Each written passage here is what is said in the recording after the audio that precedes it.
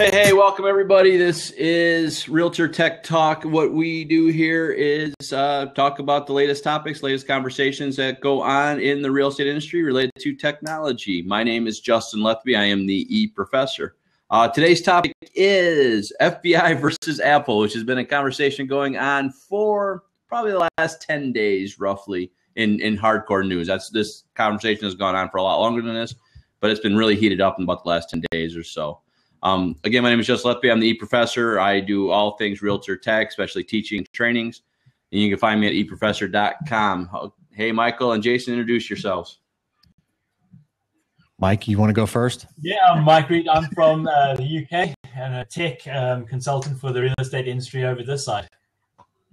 Excellent. Nice work. I'm Jason Bates, the host of a podcast here in Phoenix, Arizona, where it's beautiful and 85 degrees. I'm going to rub it in for everybody. If you want to check out my podcast, you can certainly do so by visiting my website at www.valleyofthesunrealestateteshow.com. Go. Awesome. So here's the thing. Let's just kind of break it down here real quick. You had a terrorist shooting happen about a year ago in St. Bernardino, where a lot of people, you had 11 dead, 22 injured. You had a lot of things going on. And what happened at that point in time is FBI recovered a phone. And they have been working since then with Apple on trying to crack that phone without any real success.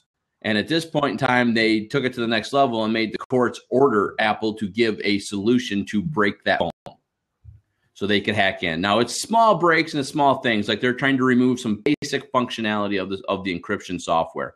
The very simplest thing to understand is there's what's called a delay. You can only type so many codes in so many times before it stops. They're trying to remove that. They're also trying to say you can kind of what's called a brute force, which what they're trying to get is that removed as well. So that means you can type as many passcodes as fast as you can. So, you could hook up a little computer to the phone and you could just brute force, throw every password combination out there and eventually crack it. The government sided with the FBI and said, yes, Apple, you need to give these solutions available to this. Apple's saying, we don't want to. That's not for the privacy of our clients. That's not for the best interest of our clients. And we're not going to do it. So they're appealing right now. Today was the deadline. They had to submit an appeal today to the government. And so this is a big thing. Tim Cook sent out a major letter late last week talking about this, talking about why. Huge, nice, good letter. I'll put it in the thing in here saying why. And that has brought up a lot of conversations. You've had Facebook CEO, Google CEO, all come in there and put their additions. You've had everybody, Donald Trump talked about it. You've had everybody talk about it now. I thought it'd be a good idea to... We only hear the silly things Trump says. We don't hear anything else. Yeah, exactly. Well, this is true. Amen.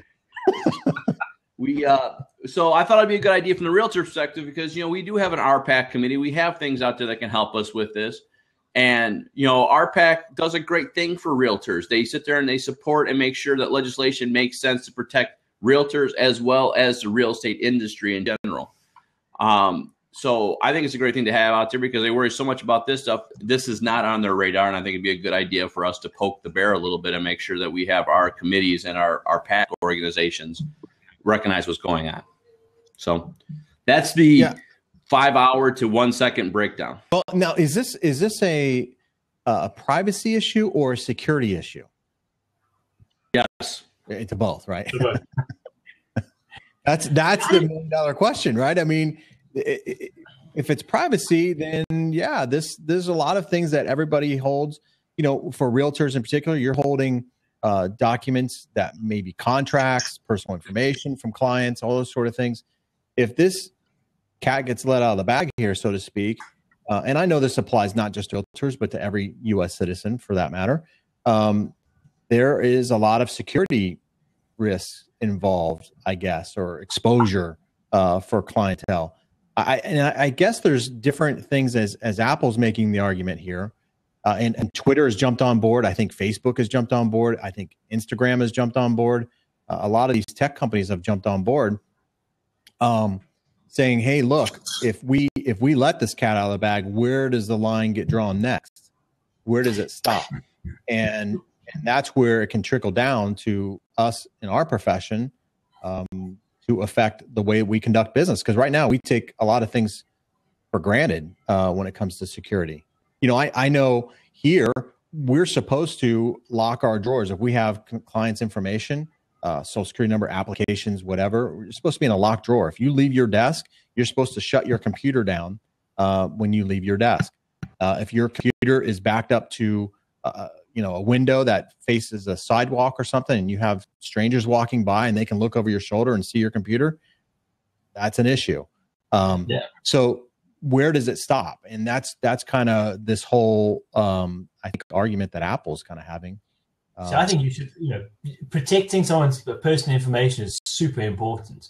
But I think the second you go against the laws of the country and you decide to do something crazy like the bombings, you lose your rights. You lose your personal information. You clearly you don't care about anybody else's. Well, then, why should your rights be considered? So, and that is my view. I think the problem they're having at the moment is this: if they allow the technology to be opened, it's not only open for the people who are going against it; it's for everybody. So, and I think that's the big problem. Is that I'm sure anybody would give out the information of the terrorist. Fair enough. Yeah. Well, see, and what they're specifically doing, and just for a little history perspective on this, this started a long time ago, probably a year and a half ago, 2 years ago. Apple or the FBI went to various organizations, specifically Apple and Google, on this and said, we want you to build, quote unquote, the golden key, right? They want you to build encryption, but we want a golden key so we get access back there for the security and safety of our citizens so we can go in and look at things and discover stuff, right? That got flatlined. That got nothing, got no traction, got killed quickly. Yeah. So now what they're saying is, okay, we can't do that, but we want you to do it for this one phone. We want to be able to brute force this phone and get in. The problem becomes, okay, now that you said yes to this, just as you were saying, Michael, what's next down the road? When you start that domino, how do you stop it? How do you stop that train of falling dominoes to come down? And I'll be honest with you, my opinion is simple. It is not our job as organizations, as companies, as anything out there to make the government's life easier. Not that we got to make it purposely complicated, but it's not our job to make it easier for them. See, I didn't get how you can have a master golden key and then strong encryption.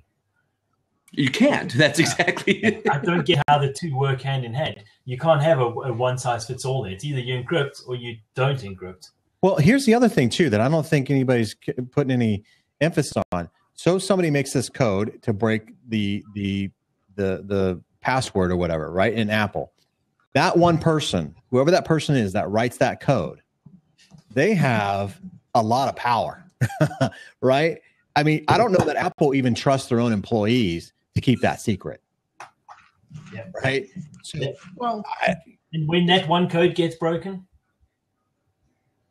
Well, and it's not as much that one code, right? It doesn't have to be an Apple employee.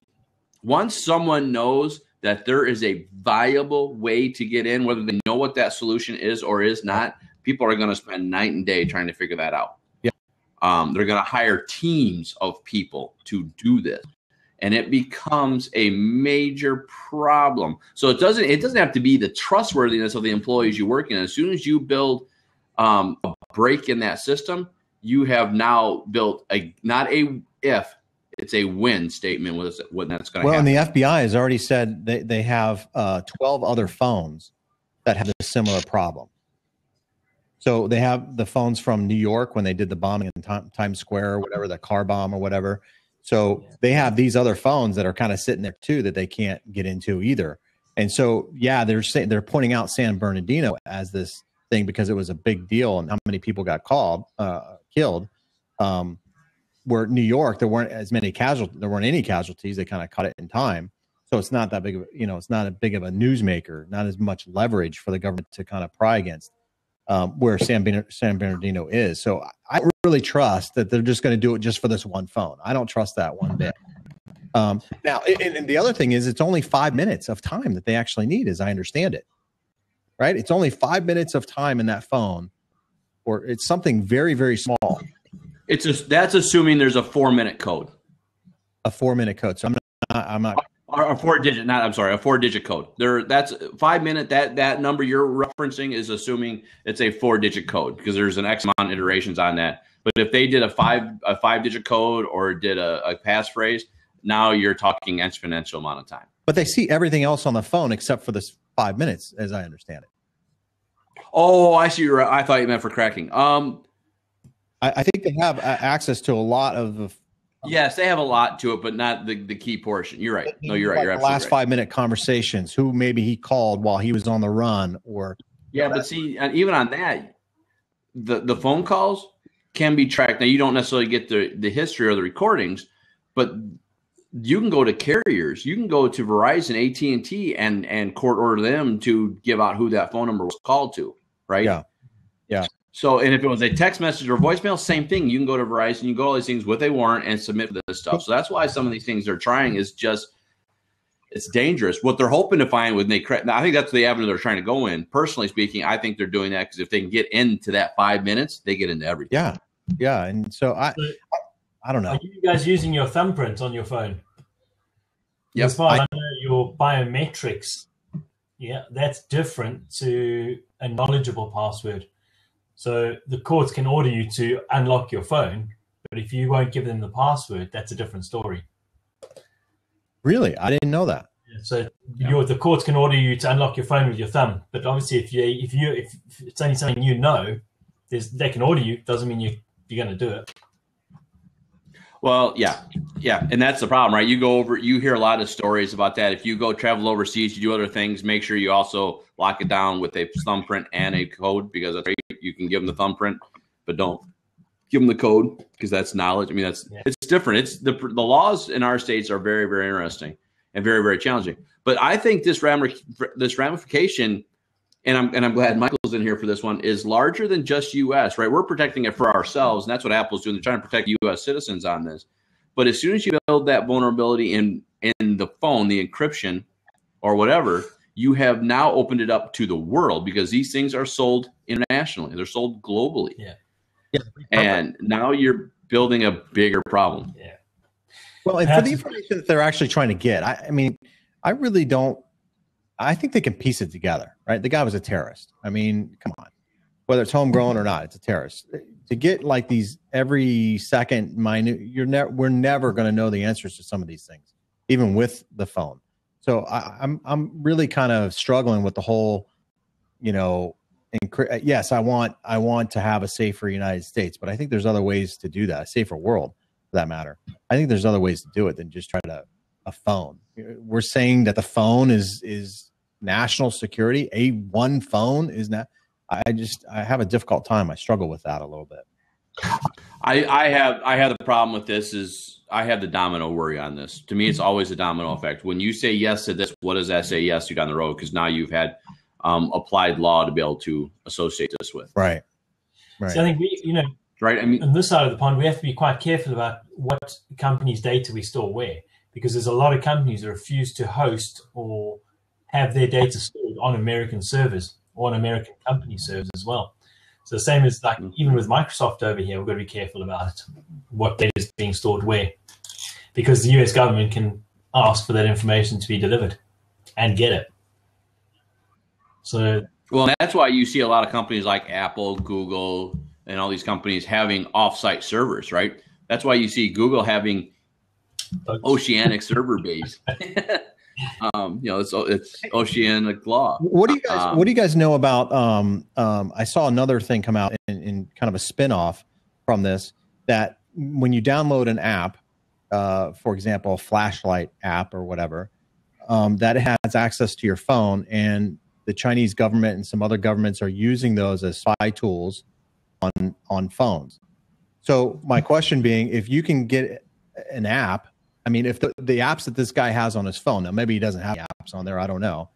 But wouldn't you think that there'd be a way through the app to get the information they're looking for rather than this code that they're asking Apple to give or break?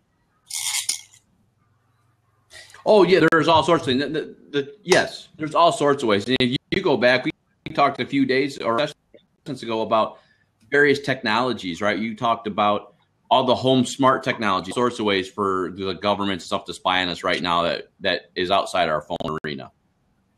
But what Apple is specifically asking for is once that phone is turned off, as soon as it's turned off and there's a password in there, that all that data is encrypted. When you log back in, it's unencrypted. So even if you have like a flashlight thing and you had that phone off, you still couldn't get any because you have no access to that data points. Are you sure? I mean, so Yep. when the phone's off, the app is off and you can't access it. So you have to have the phone and awaken Right. or whatever. Awaken. Yep. I gotcha. Okay. Well, when that phone was, you're still making a solid point because that's why you got to be careful what you download and where you download it from, because nothing is awesome, especially in the Android world. You know, Apple does a pretty good job of ferreting out a lot of things. Android has a pretty open environment, which is a beautiful thing, but it has consequences. And, you know, going back in and just opening a flashlight app because, oh, yeah, I need this flashlight so I can walk at night. Oh, but now you could have opened yourself up to the world. You're going to wonder why your flashlight needs access to your contacts, though. Right? yeah, I don't think people read that, right? I don't think most people. You'll be surprised at what apps get access to. They don't read when they're downloading the app. Yeah, you're right. I mean, I don't think they read what they're giving access to for that app. I really don't. The scary actually part is how many people store information in contacts. So, you know, you'll put some information about a person or about a, you know, whatever it is in your contacts, and you suddenly give LinkedIn and all these other things access to your contacts. All your notes are in there too. Yeah. That's the thing that worries me a lot. But especially if you're actually using your phone as like a mini CRM system. The stuff you're letting out to the world is crazy, especially if you're not paying attention to what goes on. And that's what, with Android, the newest Android 6.0 Marshmallow, when you launch the app, it won't do anything. But as soon as you do something with that app, it's, you know, this app wants permission for X, and you say yes or no to it at that point in time. So, you know, you get a flashlight app that says it wants access to your contacts. You can say no, but that doesn't happen until this version of Android. Before, it was a laundry list that no one read. Right. See, maybe there's a middle ground there for FBI and Apple and Google, and that's that instead of having some master key, almost like SSL, they each get a copy of half the key. And in order to actually access it, they have to go through the courts, get the orders, and then put the two keys together, and then get access to specific phones, not a global key to everyone's phone.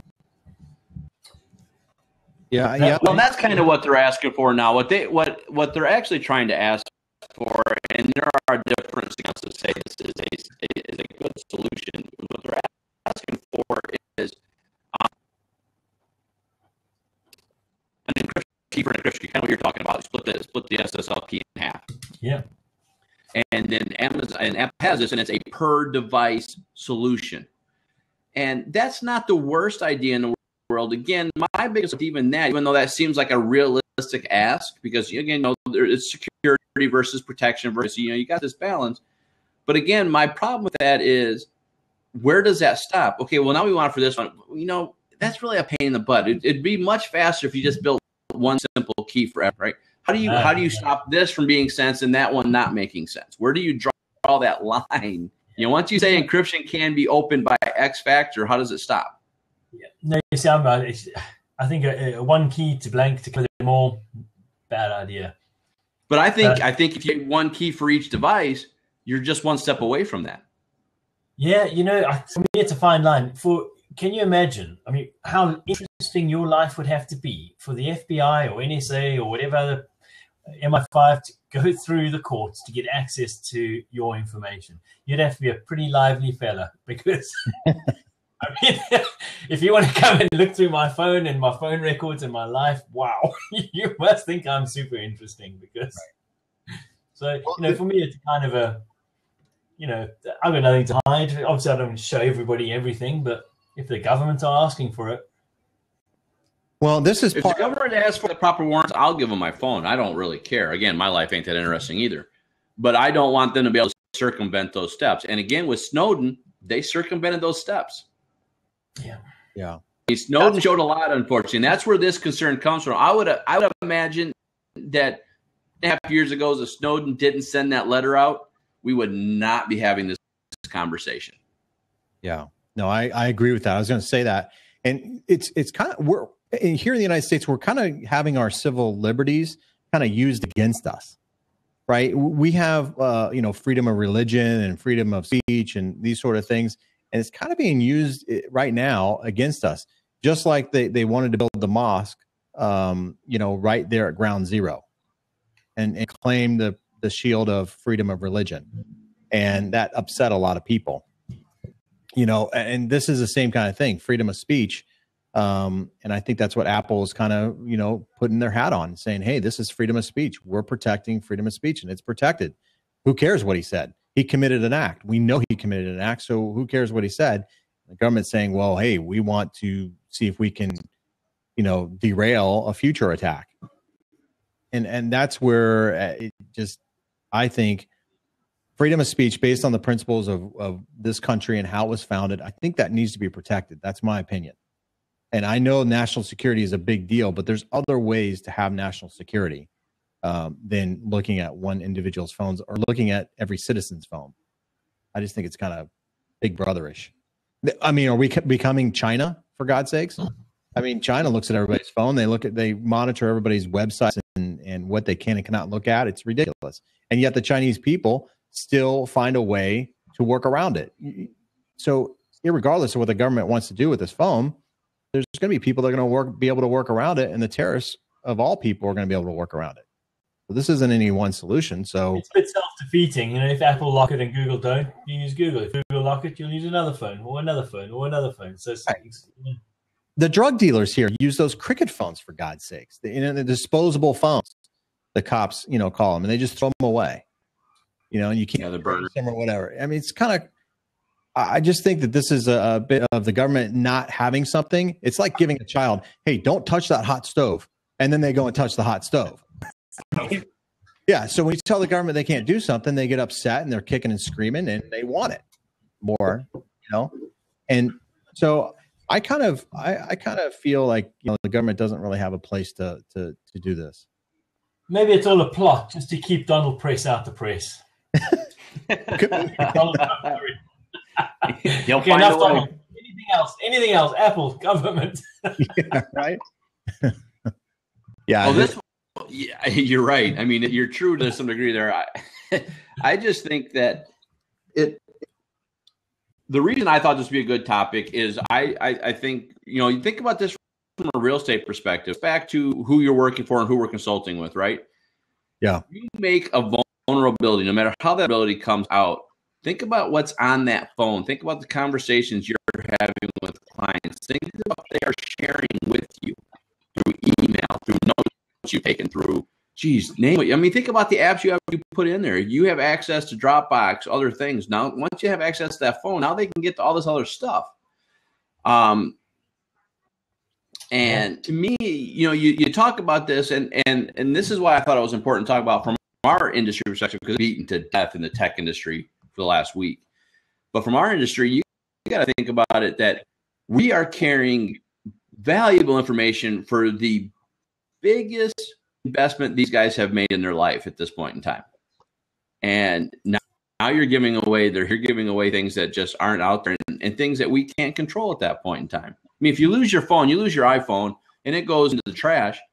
Okay, great. As long as you got it encrypted, no one's going to really hack in and Find My iPhone, wipe it out, do whatever, and you're good. But if someone has tools to hack encryption in the back end, whether it's government or not, now you are not doing our job. We are not doing our fiduciary responsibility in protecting our clients' information. That's true. It's a doorway to every other part of your life. And to me, that's where I get the most scared from this perspective. Again, Michael said it well. I'm not interesting. I mean, this would be the most interesting conversation I have all week. So it's going to be that situation. But why risk my client's information because the government wants an easier solution to be able to do their job? Again, I don't want to hinder them, but I don't find it necessary for me to make their job that much easier and my life that much riskier. Why is their life so much more important than mine in that?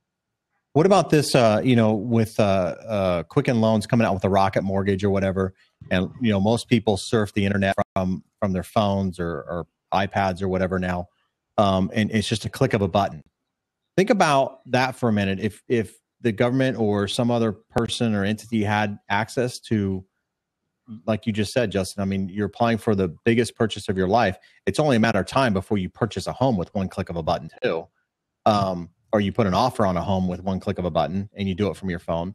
So, I mean, there's things that we just don't know right now that this type of decision could have impact on long lasting in our industry. Big time. Because we're always looking for an easier way, a better mousetrap to purchase a home. A little more convenient, less stressful, all those sort of things that go into, purchasing a home. And having that ease, if it gets to the phone or even gets to your computer for that matter, where you just click a button and the government has access to all that. I mean, somebody else can hack that and get all your information. Holy cow, identity theft could go through the roof. Oh, I worry about that from the Rocket Loans strategy. Rocket Loans or someone else. I mean, Rocket, again, Quicken's got a big thing. Their big risk is losing that respect. So they'll be encrypted and pretty strong. But somebody else is going to build a bigger, better mousetrap quick, right? And It might not be a company like Quicken. It might be Joe Schmo down the road. And now in one click, you've given your life away to everybody. And now you're trying to figure out what $500 million in debt. Now I know those websites are supposed to be secure and all that kind of stuff, but if you break in or allow the hacking of a phone that's truly encrypted, it's only a matter of time before they break into. I mean, Countrywide had that big security breach not very long ago, a couple of years ago, right? Bank of America's had that. Target's had that. There have been many large corporations targeted, and there's many of them that are targeted every single day for this type of information. And bribery, if you will. I'm sure that companies, wasn't it just a company that just paid a bunch of money? Oh, a hospital in Los Angeles or something like that.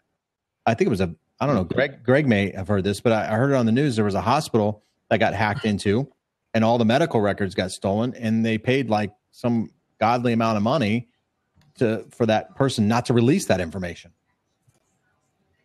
or that group not to release.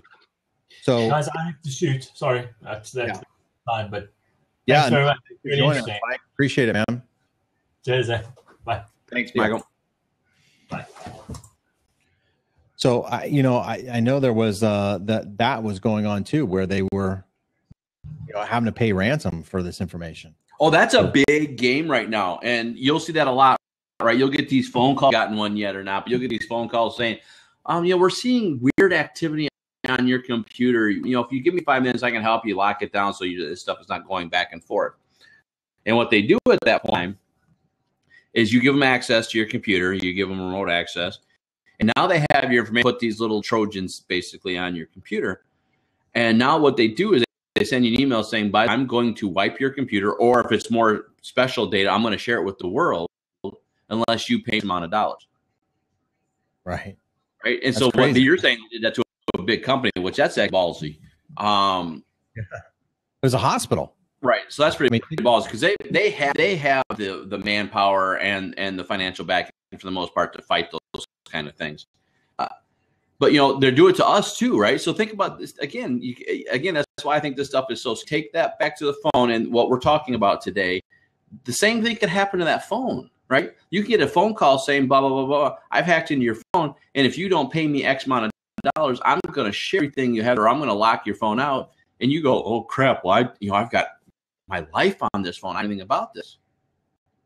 Again, adding vulnerabilities is such a bad idea. I heard of just for the protection and security. Do real estate agencies? And maybe I'm not using the right term here, but like ERA, for example, I think don't they have to have? Isn't there some kind of security there with the realtors' phones, or their emails or something like that? Doesn't it have to go through ERA Realty, for example, or that's going to be per brokerage, per state, or per association. Like in Illinois, we don't really have any hardcore rules on that. I know services will say any emails have to go through this. I know in Illinois, here's what it basically says: you have to identify who you are, that you're in real estate, who your brokerage and location is with any emails that you go out. But there's really not any hard coding yet, anyways, in Illinois that says you have to go through this secured portal for conversations. It's probably a matter of time. But not anyways. There may be other states that do that I'm not as familiar with.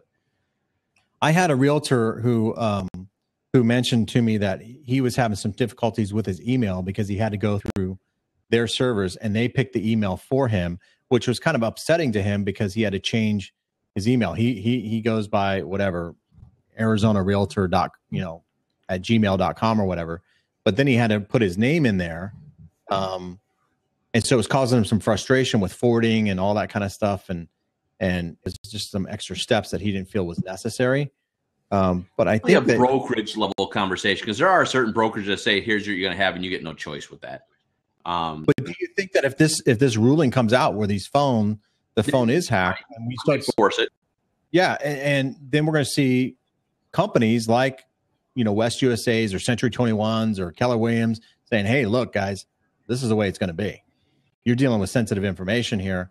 You're selling DocuSigns and you're doing all kinds of stuff across your phone. It's got to be monitored. Right. No, I wouldn't. No, I mean, I would hope that doesn't happen. That's why it's important for us to stay on top of and make sure that from a real estate industry, we are encouraging our legislators to make smart decisions on this stuff. Right.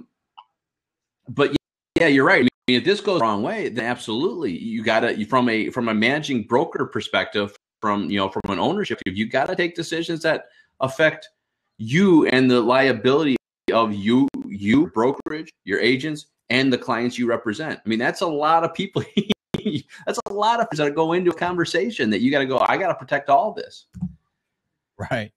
Yeah, no, I mean, we have here in our company, if you want access to email on your phone, you have to give the company rights to your phone. And by doing so, the company then has the right to shut down or wipe your phone clean. And so a lot of loan officers tend to not do that. They tend to keep their information because they say, hey, look, these are my referral partners. These are partners that I have relationships with. They're not yours. And for you to wipe my phone clean would be, detrimental to my overall business. Because if I change companies, like, for example, one of my good friends, he used to work for a mortgage company. And when he left that company, they zapped his phone and zapped it clean. So he lost all of his contacts. He lost everything on his phone. The phone was like brand new and he was so pissed. But to the company, they're like, hey, you gave us rights to your phone and you quit. So there's information that is, sensitive to our operation. Therefore, we have the legal right to zap your phone. Well, and that's exactly, this is where this stuff is risky, right? Yeah. And that's a right there is the perfect example of why this needs to be a conversation. Because take that one level up and you say this is the government. Well, we right. No. Yeah, you didn't pay your taxes or something like that, or you didn't pay your child support, or you didn't pay your student loan. Student loans are a big deal right now, right? Okay. Oh, we're going to zap your. Now they probably wouldn't do that. I'm exaggerating, of course, but you give them they have the authority to hack into your phone. Who knows what they could pull and do? They could make your life miserable. Yeah. If you're making a very big challenge. And I do have that concern. And that's, again, to me, it's not so much on the phone because, if we can learn something and we can stop something from future happening, that's always a huge bit.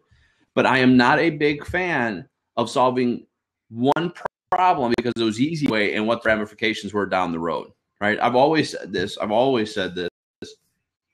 where we got to make sure that these laws that we put in place and that we let our legislation put in place, what cascading effect happens, right?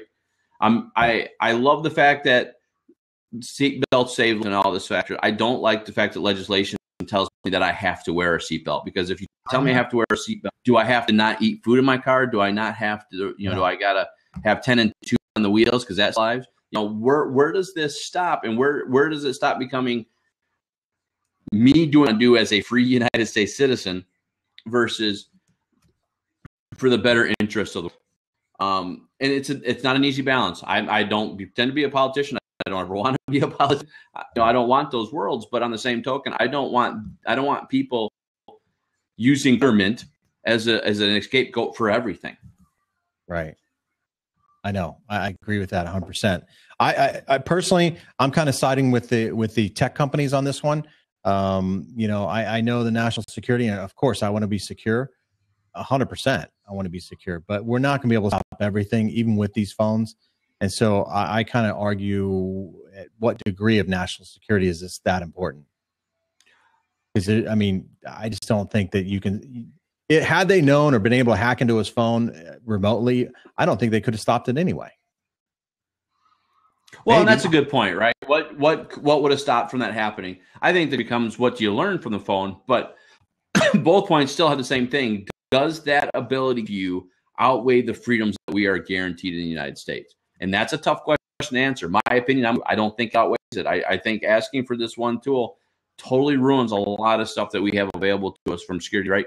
You can't. Now, again, all this is assuming that they have the proper warrants in X, Y, and Z, and I get that. But the problem is not the warrant perspective. It's what everybody else can do now that you have built this weakness inside the system. So take the government. Say we agree with the government has the right for all this.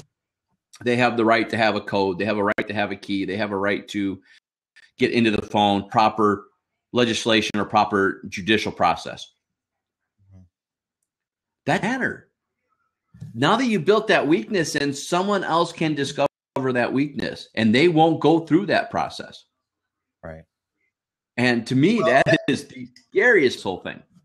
Do you think that Apple or Google or any of these high tech companies, do you really think that they, because the CEO of Apple, and I forget his name or whatever, but he came out and said, "Hey, Tim Cook, we don't have the code. We don't know the code. We'd have to write some program to unencrypt that phone." Do you really trust that?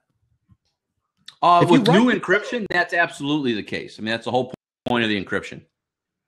So there's no way of backing, in my mind, right? And I got a simple mind, right? I'm like the mind of a worm here a little bit when it comes to some of this tech stuff. But when you write the code, it follows a certain pattern. If you just undo that pattern, wouldn't that be the code to undo that?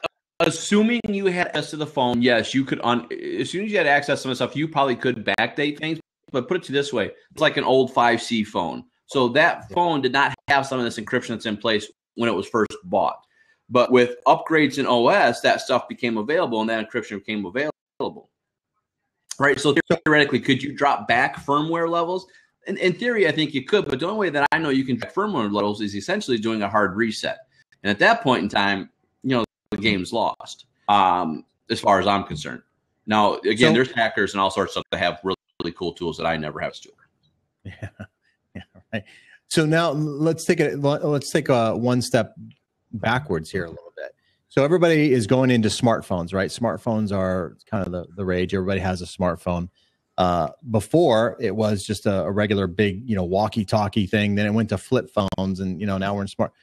Is there a market then, or would there a market from the ruling, if the ruling came out, that you could go to the flip phone where it's not a smartphone and it's only, phone calls only kind of deal? Well, why do you think? Now, again, we're not into the illegal side of the world here, and we're not going to teach anybody how to be illegal in their world. But Why do you think it lasted so long?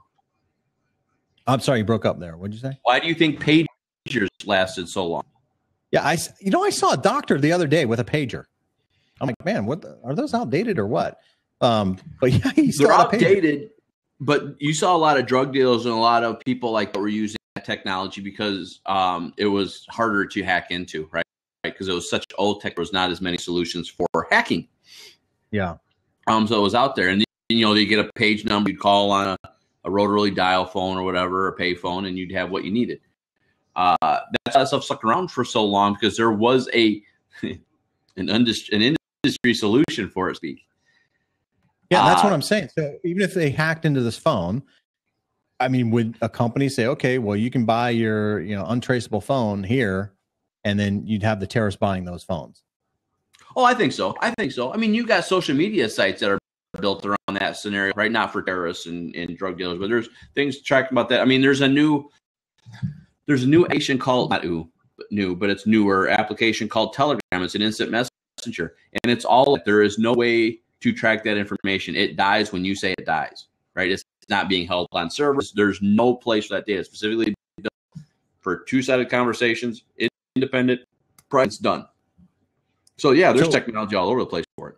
What about I have a Google phone number, I don't really, I use Google Voice, Yep, for my voicemails and stuff like that. And they give you like a Google phone number, right? And you can attach your own phone number to that, or it forwards to your own phone number or something like that, to your service provider phone number. Is that Google phone number? Is that hackable?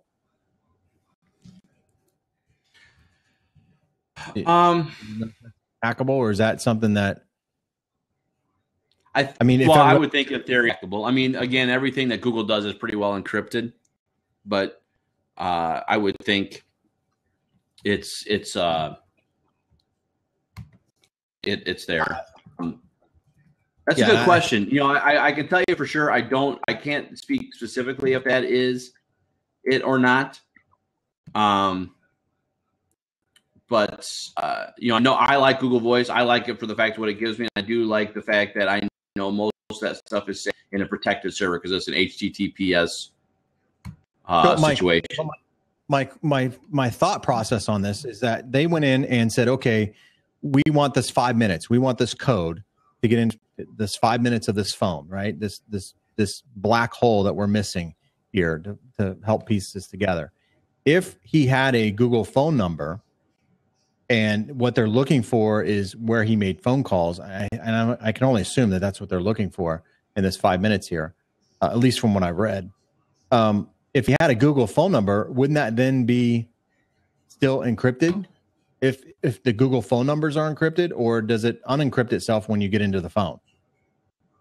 You follow what I'm saying? It's like another layer in there of maybe security. The answer would be I'm not sure. My thought, it should be encrypted, but I have not researched that enough to say that comfortably. Yeah. So I think what you're saying is, yes, you're adding another level, and that'd be another opportunity, right? Because you could have a phone number inside a phone number, and you've got an extra layer of intrigue going on. Yeah. But I don't know. You could have 10 phone numbers inside of one phone number.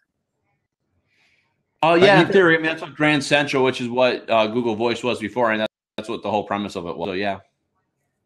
Yeah. So, I mean, you call some number that gets forwarded to a totally different number. I mean, it throws people on a cold trail, so to speak, or could. Yes, absolutely. Absolutely. No, and that's just it, right? I mean, that's where you get the big hackers. You see it on TV where they're spoofing their IP from 30 different routes to the world. You're essentially talking the same strategy, but with phone numbers. Yeah, it's crazy, man. I don't think it's a national security issue. I'm not really buying that. I know the media's put that out there. I don't know that it's really a national security thing. I think it's more or less Big Brother wanting access to something they know they can't get, and they're kind of kicking and screaming about it. And I'll probably I'll be audited this year, so just this is live streaming. I'm gonna have the IRS making that statement. Yeah, I don't know. I agree with you. I don't think I don't think it's a national security issue. And I do like the fact that they want solutions in place. And I always respect the fact that they're doing this, quote unquote, for the better interest of the United States. I think that's an admirable solution. That's what we all should gain. I just don't think the way they're going about it or the solution they're asking for outweighs consequences for this action. And I think that is where this becomes from. It's an easy solution for a quick response and a knee-jerk response that the costs are just way too great. And I think that's where we fall short on this. Because again, to me, from a national security issue, that's fine. Let's do it. We'll do what we can do, protect ourselves. If it's ourselves, put the glass bubble, fine, we're good, right? But it's not us, right? We are, in this world and industry of the internet, we are a global community, whether we want to be or not. And these products have to be as secure as possible, not from the perspective that we as individuals need to protect ourselves from you, Jason, me, Justin, the FBI. It is because there are trees specifically dedicated to hacking our world. Yeah. To do this and make that vulnerability for a one-time incident based on our business is going to hurt us in the end. Yeah. Now, I will say this. Here, I think the local I may be misspoke. I might be misspeaking here a little bit, but the local attorney general's office has boycotted Apple as a result of this. They're not issuing any new Apple phones to their employees as a result of Apple not, giving this information. Do you think that this will hurt Apple or help Apple? I think it'll help Apple. That's my personal opinion. I think it's both, really. I mean, you have Trump's boycott. You have different people saying it's not patriotic to ignore the FBI. This is not a cut yes or no. I mean, think about Chick-fil-A, right? You had people boycotting Chick-fil-A. Did that help or hurt them? That helped tremendously. Yeah, it helped them. Right. I think for people like me, that is a huge tech guy, and you have someone that likes Apple, you're going to have more Apples bought in this quarter because they know that now these people are protecting us. I think there will be a couple companies here and there that won't because it's a patriotic issue, and that's such the wrong way to go at this. This is not a patriotic. This is not we're fighting the government. This is we are trying to protect everybody, and both groups, FBI and Apple, are trying to protect the better interest. They just believe it in completely two different ways. Yeah. Well, it's the same thing, the same premise that Trump is running on, right? He's sticking up for the little guy. Well, Apple is kind of sticking up for the little guy. They're fighting, the government. So I think it'll help. That's my personal opinion. I don't think it's going to hurt them at all.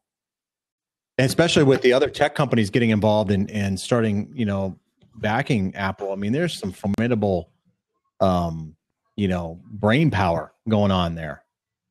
So. Oh no, I think it's huge. This is just one step of many, and this won't be decided for 2 years down the road.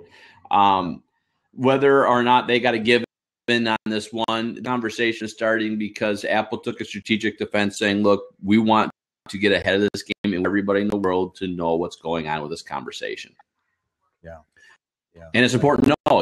Again, to me, it's a conversation that our real estate PAC organizations need to be aware of, because it's great that you're protecting our interests from consumers and by home inspection fees, title fees, all this stuff. That's a good thing. But this is another thing, and this is something that you got to protect with, because there's going to be more expense and more cost spent on this, and more value lost if we're not protecting our agents right. Yeah, I agree. I agree, man. We need to protect our agents, and that's just it. Because if you protect the agents, who are you protecting in the long run? The consumers with that information that we hold dear. Right. Absolutely. I know, like I said at the beginning of the lab here, I mean, identity theft, at least on our side, because we deal with a lot more personal information. You typically don't have social security numbers and stuff like that. We do. It is super hot topic in the mortgage world.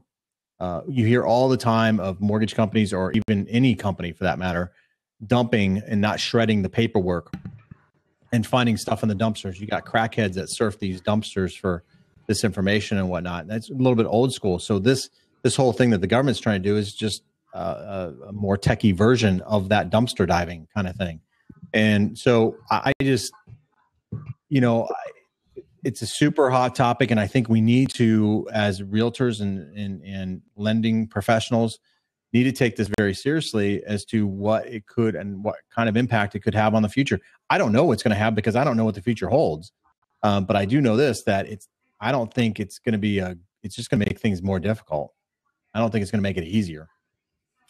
Realtors don't need to be relaying information and giving information out to the world. I was at there was an association that had 4 open terminals. And I went to one because I had to print some things out real quick. The Chrome box, right? The Chrome machine, when you log in, you can log in and put your information in there. Had someone else's information sitting right there. So if I was mischievous, I could go in and look to see. I could see all the Google stuff he had and all that stuff. I'm going. Yeah, right. Exactly. So we don't need help. Yeah, no. I've heard of technology that can actually push your information from your phone to somebody else's phone through Bluetooth. I guess I don't know if there's an app. I don't know what it is, but like your contact information. If you wanted to V-card somebody just walking down the mall, walking down a busy street, and they had their Bluetooth on, it would automatically connect and send your contact information to that person. Oh, Now, yeah. if there's a hack for that, I mean, come on. Do we really need to see this guy's, is it really national security? No. I'm not buying it. And most still don't. I mean, that's what kills me, right? When you turn your phone on and off, most people don't do what that guy did. They don't put a lock on the phone.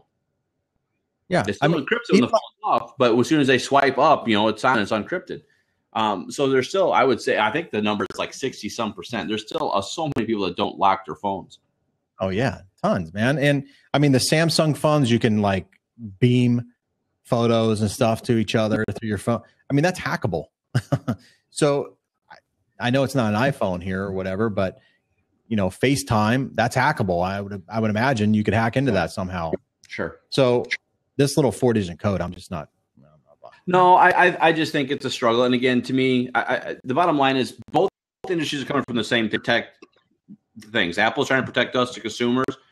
The FBI is trying to protect them. Both are doing it. I just disagree with the tactic FBI is taking on this because I think the consequence outweighs the cost for this one item. And it's not so much from them. I trust them for the most part for doing the right thing. I just don't trust everybody else in the world once you add weakness to a phone. So what's the difference between this hack and waterboarding? Is there a difference? We're worried about national security, but then we won't waterboard people who have information that we want. Right? No, you're it's a fairly it's an extreme example, but it's a fairly good question because you are talking about human rights. Yeah. And so we have the right to privacy, right? And so, but this person has information that could be a national security. Okay, well then, but you can't waterboard. You can't spank them. You got to ask them politely to give you the information. Well, nobody's going to do that. Oh yeah, no, and that's just it. I mean, I don't know. I mean, that's a good example. It's an extreme example. But you're absolutely right. I mean, you're talking human rights issues. Why is one another? And again, where do you draw the line, right? Where does the line get drawn for the government? And the government has shown, history has shown us that the government will push that envelope, push it, and have these shields up or these excuses or whatever adjective you want to use to justify what they're trying to do when there's other ways to do it. Yeah, it's maybe more work, maybe more man hours, whatever. We know the guy was a terrorist. We know he went to Syria or he went to, and got trained overseas. We know all that.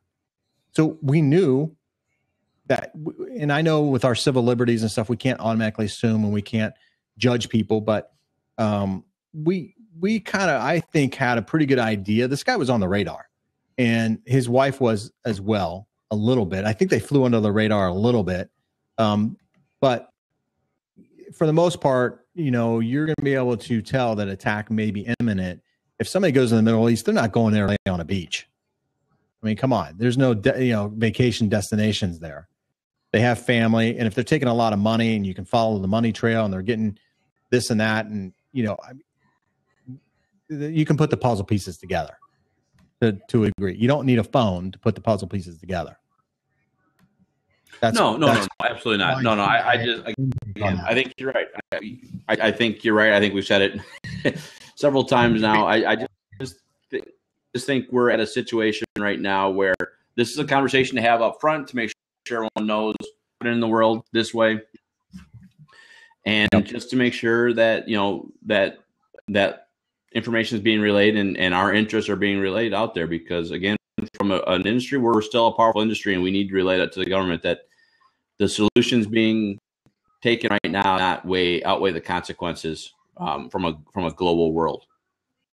I agree, man. On that note, I think we should end this here. What do you think? Hey, it's the first time in about a month we've done an hour. I know, right? Almost amazing. We're trying to be conscious of time, right? Well, thank everybody for listening. Hopefully we didn't beat you to death on political rantings. This isn't necessarily meant to always political rant, but this is a technology slant on a tool that's very important in our lives and their phones. So again, my name is Justin Lethby. I'm the professor of real estate, and that's where you can find me. Professor of Real Estate, where I do training, CE educations, and just basic technology coaching. Find me there. And Jason? Yes. This was a great subject. I think it could potentially lead to bigger problems in our industry. So I'm glad we touched base on it now. And remember this, because we will be the first who have talked about this. Anyway, you can reach me. Remember this 5 years from now. Remember that conversation, Justin? You can reach me at www.valleyofthesunrealestateshow.com. I'm Jason Bates, the host of a podcast right here in the Valley of the Sun, Phoenix, Arizona. Awesome. Very cool.